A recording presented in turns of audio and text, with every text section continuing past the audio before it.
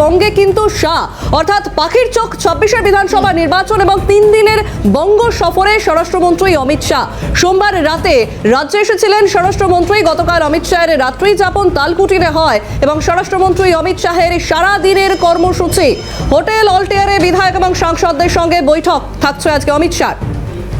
শর্মিষ্ঠা, একদমই তাই। এবং যে ছবি আরও একবার দেখানোর চেষ্টা করব, বঙ্গ সফরে রয়েছেন অমিত শাহ, কেন্দ্রীয় স্বরাষ্ট্রমন্ত্রী অমিত শাহ, এবং একাধিক কর্মসূচি, ঠাসা কর্মসূচি রয়েছে।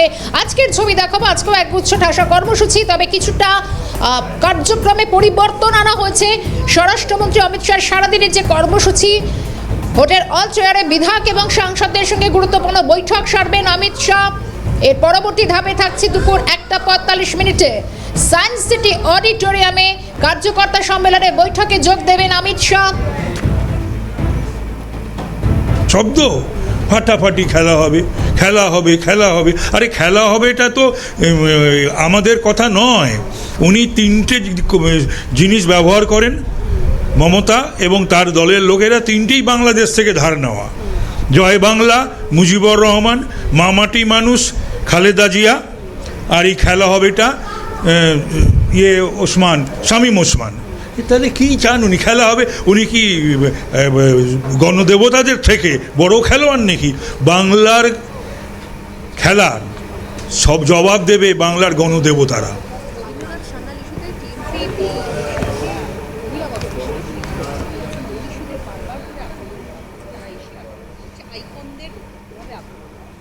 না না, তাহলে পরে এটা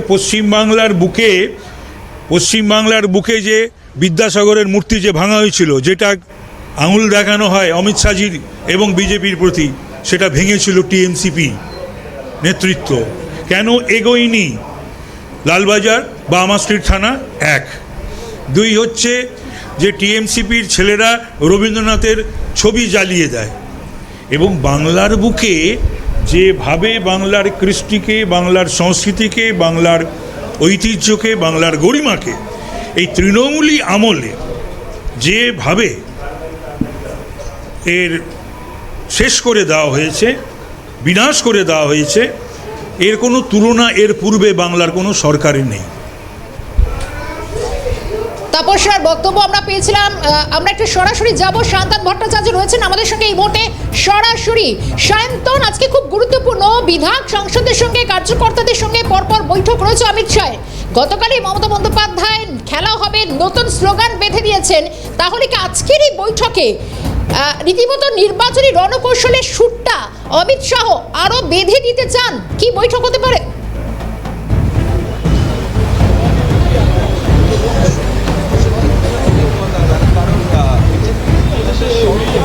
দেখো, একেবারে আজকের বৈঠক থেকে একেবারে বিজেপি কিন্তু বঙ্গ বিজেপি আগামী নির্বাচনের জন্য অল আউটভাবে চলে যাবে এমনটাই মনে করছে রাজনৈতিক মহল। তার কারণ অমিত শাহ তিনি কিন্তু এখানে এসে তিনি গতকালই স্পষ্ট করে দিয়েছিলেন যে এপ্রিলে যে ভোট রয়েছে তার জন্য যাবতীয় নির্দেশ তিনি দিয়েছেন। এবং আজকের যে বৈঠক, সেই বৈঠক খুব গুরুত্বপূর্ণ। এবং আজকের বৈঠকে যেরকম নির্বাচিত জনপ্রতিনিধি যারা রয়েছেন, অর্থাৎ যারা বিজেপির দলীয় বিধায়ক রয়েছেন এবং প্রাক্তন সাংসদ রয়েছেন, যারা বর্তমান সাংসদ রয়েছেন, তাদেরকে নিয়ে আজকের বৈঠক। এই বৈঠকে যে বার্তা দেওয়া হবে, অর্থাৎ আগামী নির্বাচনে দল কীভাবে লড়বে, মানুষের কাছে কিভাবে যাবে, কারণ ইতিমধ্যেই শাসক দল তারা প্রচার শুরু করে দিয়েছে। এসআইআর ইস্যুতে একাধিক যে প্রশ্নবাণ বা অভিযোগ বিজেপির বিরুদ্ধে কিন্তু শাসক দল তৃণমূল কংগ্রেস তারা তুলছেন। গতকালও দেখা গিয়েছে যে বাঁকুড়ার সভা থেকে মুখ্যমন্ত্রী মমতা বন্দ্যোপাধ্যায় তিনি বিজেপিকে আক্রমণ করেছেন এবং অভিষেক বন্দ্যোপাধ্যায় তারাও একাধিক অভিযোগ তুলছে। সেগুলো নিয়ে মানুষের কাছে তৃণমূল স্তরে কীভাবে জনপ্রতিনিধিরা, বিজেপির জনপ্রতিনিধিরা তারা পৌঁছাবেন, আগামী নির্বাচনে কিভাবে তারা কোন কোন ইস্যুতে প্রচার করবেন, সেই বিষয়টা কিন্তু আজকের এই বৈঠক থেকে রূপরেখা ঠিক করে দেবেন অমিত শাহ, এমনটাই মনে করা হচ্ছে। গুরুত্বপূর্ণ বিষয় দিলীপ ঘোষ, কারণ আমরা জানি যে এর আগে প্রধানমন্ত্রীর সভা হোক বা অমিত শাহের সভা, একাধিক বিজেপির গুরুত্বপূর্ণ বৈঠকে প্রাক্তন সাংসদ যিনি গুলো বলছেন। হ্যাঁ, তারপরে আমি জিজ্ঞেস করতে চাই যে একজন হিন্দু মুখ্যমন্ত্রীকে ভোটের 2 মাস আগে কেন প্রমাণ দিতে হবে যে তিনি হিন্দু আছেন? দেখুন, মন্দিরে যাচ্ছেন, মন্দির করছেন কেন? তাহলে আপনি এত বছর কি করেছেন? তাহলে অ্যাপিজমেন্ট পলিটিক্স যেটা আমরা বলতাম যে তুষ্টিকরণের রাজনীতি, সেটাই আপনি করেছিলেন। সেই জন্য এখন প্রমাণ দিয়ে আপনাকে দেখাতে হচ্ছে।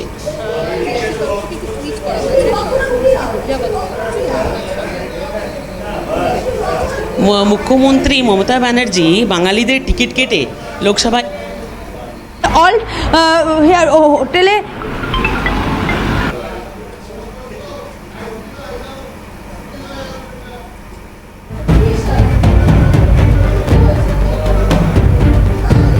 মুর্শিদাবাদের এমপি, জিজ্ঞেস করতে চাই দুর্গাপুরের এমপি, এরা তাহলে কি আছে, বহিরাগত? কিছু আসা যায় না। ও তো দেখেছেন তো একটা ওই ব্যাটারির বাঁদর যেটা আসে, ওই বাঁদরের চাবি দিয়ে দিলে হুড়ু হুড়ু হুড়ু করে ডান্স করে, ওটাই হলো অভিষেক বন্দ্যোপাধ্যায়। ঠিক আছে, কিছুদিন আগে বলেছিল 1 লক্ষ লোককে নিয়ে চলে যাব, কি হলো তার? বার হলো এবং সেখানে অর্থাৎ এখান থেকে তিনি যে হোটেলে যাবেন সেখানে তার একাধিক কর্মসূচি রয়েছে। সেখানে যারা বিধায়ক এবং সাংসদেরা রয়েছেন তাদের সঙ্গে অমিত শাহ বৈঠক করবেন, অর্থাৎ বিজেপির যে সকল বিধায়ক এবং সাংসদেরা রয়েছেন তার সঙ্গে অমিত শাহ বৈঠক করবেন। সেখানে মূলত আলোচনা হবে উত্তরবঙ্গ থেকে দক্ষিণবঙ্গ বিজেপির বিধায়ক এবং সাংসদরা যারা রয়েছেন তারা কিভাবে নিজেদের মধ্যে সমন্বয় রেখে কাজ করবেন।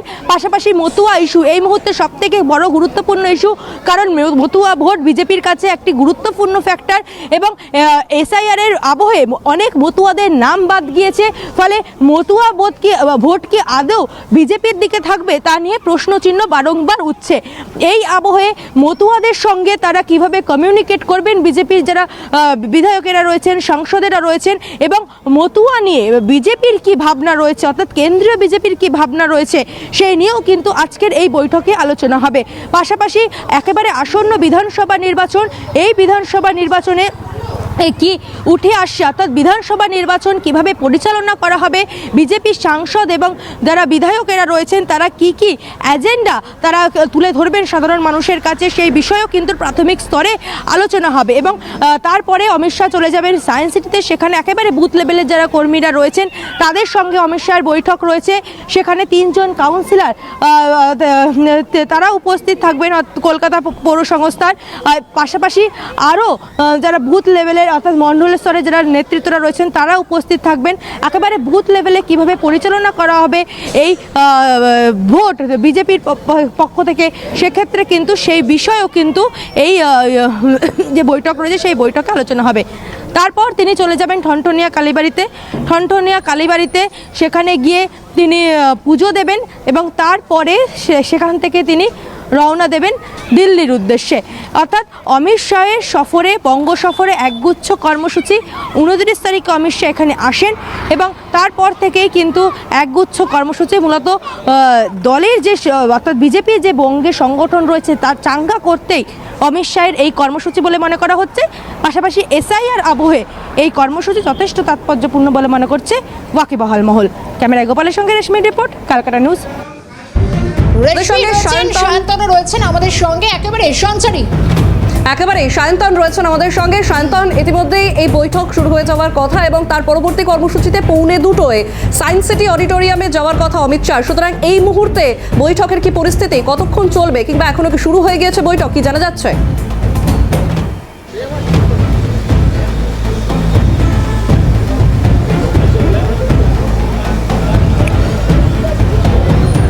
দেখো, আর কিছুক্ষণের মধ্যেই কিন্তু অমিত শাহ দেশের স্বরাষ্ট্রমন্ত্রী তিনি এই বেসরকারি হোটেলে আসবেন এবং তার জন্য যাবতীয় যে সিকিউরিটি প্রোটোকল রয়েছে সেই প্রোটোকল একেবারে প্রস্তুত রয়েছে।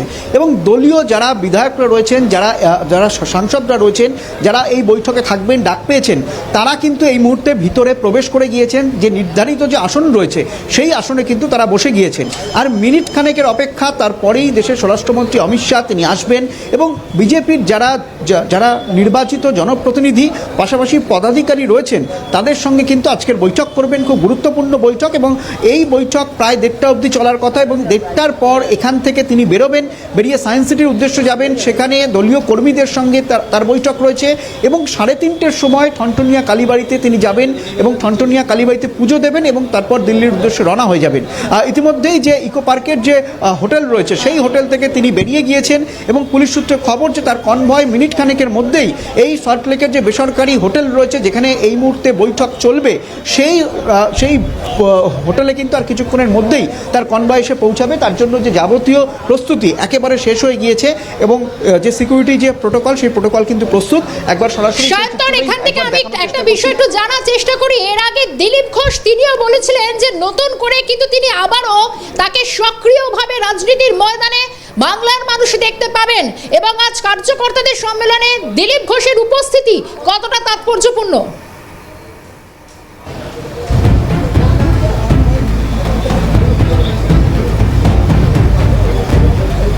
দেখো একেবারেই যে দিলীপ ঘোষকে কিন্তু আমরা দেখেছিলাম যে একাধিক জনসভাতে তিনি ব্রাত্য ছিলেন, পাশাপাশি নরেন্দ্র মোদীর জনসভাতেও তিনি ডাক পাননি, এছাড়াও দলীয় বিভিন্ন বৈঠকে ডাক পাননি। তিনি ক্ষোভ প্রকাশ করেছিলেন, অভিমান হয়েছিল। আজকের যে বৈঠক, সেই বৈঠকে কিন্তু দেখা যাচ্ছে যে দিলীপ ঘোষ, যিনি প্রাক্তন রাজ্য সভাপতি, প্রাক্তন সাংসদ, তিনি কিন্তু উপস্থিত হয়েছেন। এবং এখান থেকে মনে করা হচ্ছে, রাজনৈতিক মহল মনে করছেন যে আজকের যে বৈঠক, সেই মেগা বৈঠকে অমিত শাহ যে বার্তা দেবেন, সেই বার্তা নিয়ে কিন্তু দিলীপ ঘোষ ফের সক্রিয় হতে চলেছেন। এর আগে তার যে বিভিন্ন যে অঞ্চল রয়েছে বা মেদিনীপুরে, সেখানে তিনি কিন্তু ব্যক্তিগতভাবে যে বিজেপির বিভিন্ন অনুষ্ঠান করছিলেন, কিন্তু দলীয়ভাবে একেবারে যে দলীয় যে বৈঠক, সেই বৈঠকগুলোতে কিন্তু তিনি গুরুত্ব পাচ্ছিলেন না। এবং যা নিয়ে কিন্তু বিতর্কও হয়েছিল যে দিলীপ ঘোষ কি ব্রাত্য হয়ে গিয়েছে, রাজনৈতিক চর্চাও শুরু হয়েছিল। আজকে দেখা যাচ্ছে নির্বাচনের আগে, আজকে যখন অমিত শাহর বৈঠক, যে বৈঠকে যে বিজেপির বিধায়করা রয়েছেন, বিজেপির সাংসদরা রয়েছেন, এবং সেই বৈঠকে দেখা যাচ্ছে দিলীপ ঘোষ তিনি হাজির হয়েছেন। এবং দিলীপ ঘোষ আজকের এই বৈঠকের পর যে বার্তা দেওয়া হবে, সেই বার্তার পর কিভাবে তিনি রাজনীতিতে থাকেন, তার ভূমিকা কি থাকে, তার ভূমিকা কি বাড়তে চলেছে, বা তাকে কি দল আরও গুরুত্ব দিতে চাইছে, একাধিক জল্পনা কিন্তু উঠতে শুরু করেছে। এবং আজকের বৈঠক কিছুক্ষণ আগেই কিন্তু বৈঠক হাই ভোল্টেজ একটা বৈঠক হতে চলেছে। সঙ্গে আমাদের নজর থাকবে কার্যকর্তাদের সঙ্গে বৈঠক, সঙ্গে সাংসদ বিধায়কদের সঙ্গে আজকে ভোটের কি স্ট্র্যাটেজি অমিত শাহ নির্ধারণ করে দেন। শান্তনকে ধন্যবাদ জানাবো। সঞ্চারী একেবারে অন্যদিকে আমাদের আরেক প্রতিনিধি রয়েছেন সায়েন্স সিটি অডিটোরিয়াম, সায়েন্স সিটির কাছ থেকে অভিরূপা সাহা। অভিরূপার কাছে আসবো। অভিরূপা, 2:45 সময় দেওয়া হয়েছে, অর্থাৎ 1:45 সেখানে পৌঁছবেন অমিত শাহ সায়েন্স সিটি অডিটোরিয়ামে, সেখানে অমিত শাহর বৈঠক। এবং সেই এখন এই মুহূর্তে কি চিত্র?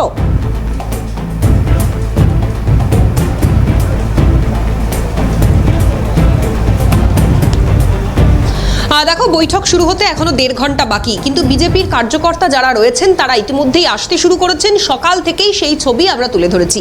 প্রিয়াঙ্কা টিব্রেওয়াল, তমগ্ন ঘোষ, তাপস রায়ের মতো যারা রাজ্য স্তরের নেতৃত্বরা রয়েছেন, তারা যেমন আসছেন, ঠিক তেমনই বিভিন্ন জায়গা থেকে কর্মীরা আসতে শুরু করেছেন। তোমাকে একটা ছবি দেখাবো, তুমি দেখতে পাচ্ছ, যদি সম্ভব হয়। আমার চিত্র সাংবাদিক পুষ্পা দেবনাথ দেখাচ্ছে সেই ছবিটা। পুলিশের তরফ থেকে নিরাপত্তা সেটা কিন্তু জোরদার করা হয়েছে। এনএসজি টিম থেকে শুরু করে কেন্দ্রীয় বাহিনী নিরাপত্তা জওয়ান তারা যেমন রয়েছেন, ঠিক তেমনই কলকাতা পুলিশের তরফ থেকেও কিন্তু বিশেষ নিরাপত্তা অ্যারেঞ্জমেন্ট করা হচ্ছে। বিভিন্ন ইলেকট্রনিক ডিভাইস সেগুলি সম্পূর্ণ স্ক্যান করিয়ে ভেতরে প্রবেশ করতে দেওয়া হচ্ছে। এবং তার সঙ্গে সঙ্গে পুলিশ কুকুর দিয়েও কিন্তু সকাল থেকে তল্লাশি অভিযান চলেছে অডিটোরিয়াম চত্বরে। বিজেপির যারা কার্যকর্তা রয়েছেন তাদের সঙ্গে একবার একটু কথা বলে জানার চেষ্টা করব, যদি সম্ভব হয়। কিছুক্ষণ আগেই আমরা কথা বলেছি বেশ কয়েকজনের সঙ্গে।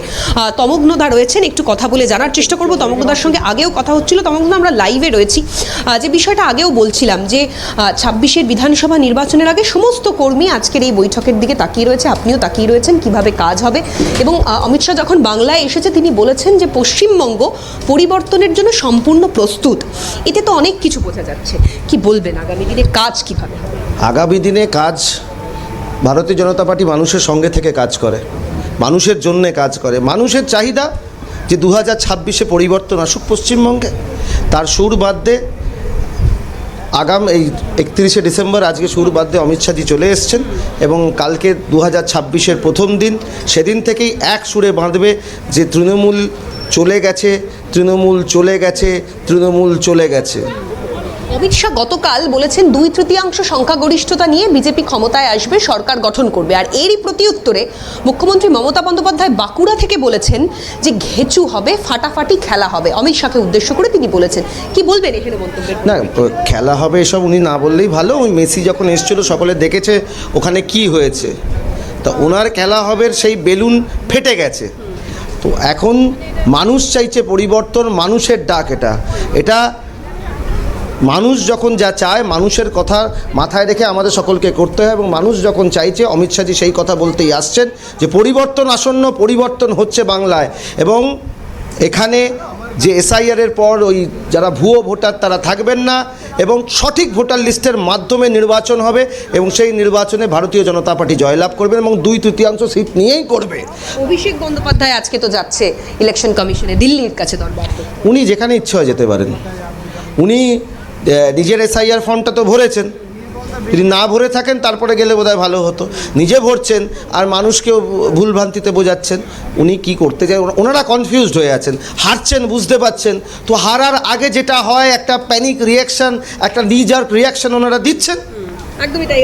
অনেক ধন্যবাদ। আমরা কথা বলছিলাম তমগ্নদার সঙ্গে, তোমাকে দেখাবো সেই ছবি। তুমি দেখতে পাচ্ছ বৈঠক শুরু হবে 1:45 থেকে। তার আগে প্রস্তুতি বা নিরাপত্তা সেটা একেবারে আঁটোসাঁটো। বিজেপির রাজ্য স্তরের যারা নেতৃত্ব তারা যেমন আসতে শুরু করেছেন, বুথ লেভেল ওয়ার্কার্স যারা রয়েছেন তারাও আসতে শুরু করেছেন। ফলে অমিত শাহ তিনি আসবেন, তার সঙ্গে যোগ দেবেন সুকান্ত মজুমদার, শুভেন্দু অধিকারী থেকে শুরু করে রাজ্য নেতৃত্বরা।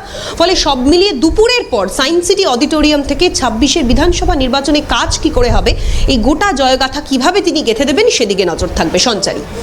অভিরূপা, আমি নিউজ রুম থেকে শর্মিষ্ঠা রয়েছে, একটা প্রশ্ন রাখি। প্রথমত, বারবার যে বিষয়টা অন্তত শাসকের তরফ থেকে করা হয় যে বিজেপি সংগঠন নিজেদের মধ্যেই কোনো মজবুতি নেই, তাহলে এই বঙ্গে আবার তারা আসন বাড়াবার কথা বলে, তারা জয়যুক্ত হওয়ার কথা বলে। সেক্ষেত্রে একেবারে দলীয় নেতাকর্মীদের সঙ্গে যে বৈঠক অমিত শাহ করবেন, এক্ষেত্রে কোন জায়গাগুলোতে খামতি রয়েছে যেগুলো অন্তত স্ট্র্যাটেজি নির্ধারণের জন্য সেগুলোকে ফিল আপ করা প্রয়োজন করা রয়েছে বলে মনে করছেন কার্যকর্তারা?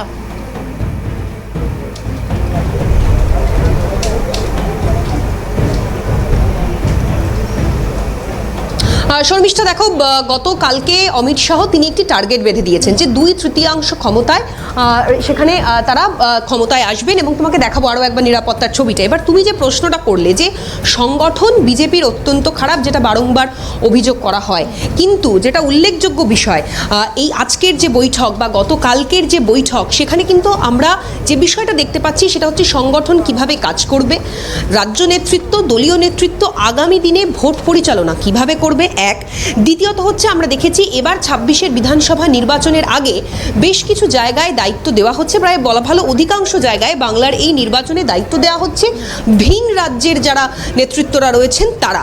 ফলে সংগঠনকে মজবুত করা এবং অমিত শাহের নেতৃত্বে এই সংগঠনের কাজ এগিয়ে নিয়ে যাওয়া, সেটাই কিন্তু অর্থাৎ সাংগঠনিক দিক থেকে আরও শক্তিশালী করা, যেটাই কিন্তু মূলত আজকের এই কর্মী সম্মেলন বা কার্যকর্তা সম্মেলন বা একেবারে বছর শেষে অমিত শাহের এই 3 দিনের বঙ্গ সফরের মূল উদ্দেশ্য বলা যেতে পারে। আমি ধন্যবাদ জানাবো এবং অবশ্যই তার আগে প্রথম যে বৈঠকটা একেবারে দলীয় সাংসদ বিধায়কদের সঙ্গে হচ্ছে, অমিত শাহ ইতিমধ্যে প্রবেশ করছেন, সেই ছবি দেখায়। একেবারে সেই ছবি দেখতে পাচ্ছেন আপনারা, ইতিমধ্যেই ঢুকছেন অমিত শাহ। বৈঠক রয়েছে বিধায়ক এবং সাংসদদের সঙ্গে, অমিত শাহর বৈঠক রয়েছেন এবং সেই বৈঠকে যোগ দেওয়ার জন্য কিন্তু ইতিমধ্যেই পৌঁছে গিয়েছেন স্বরাষ্ট্রমন্ত্রী অমিত শাহ।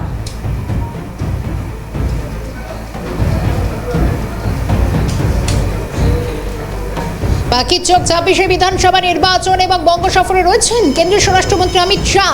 এবং আজ অত্যন্ত ঠাসা কর্মসূচি, যার মধ্যে দলীয় সাংসদ বিধায়কদের সঙ্গে বৈঠক সারবেন। উপস্থিত হয়েছেন অমিত শাহ, বেরোলেন অমিত শাহ গাড়ি থেকে, ইতিমধ্যে বৈঠকে যোগ দেওয়ার জন্য হোটেলে পৌঁছে গিয়েছেন দেশের স্বরাষ্ট্রমন্ত্রী অমিত শাহ।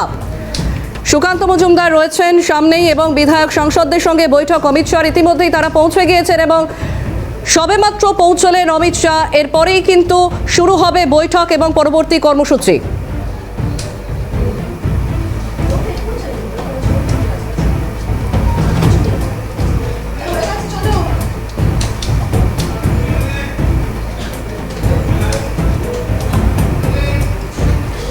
আর অমিত শাহের একেবারে দিনভর ঠাসা কর্মসূচির সঙ্গে একের পর এক গুরুত্বপূর্ণ বৈঠক নির্ধারণ করে দিতে পারে বিধানসভা নির্বাচনের রণকৌশল বা স্ট্র্যাটেজি। নজর আমাদের থাকবে সঞ্চারী, আমাদের দুজনকে আপাতভাবে বিদায় নিতে হচ্ছে। পরবর্তী সব খবরের জন্য চোখ থাকুন ক্যালকাটা নিউজের পর্দায়।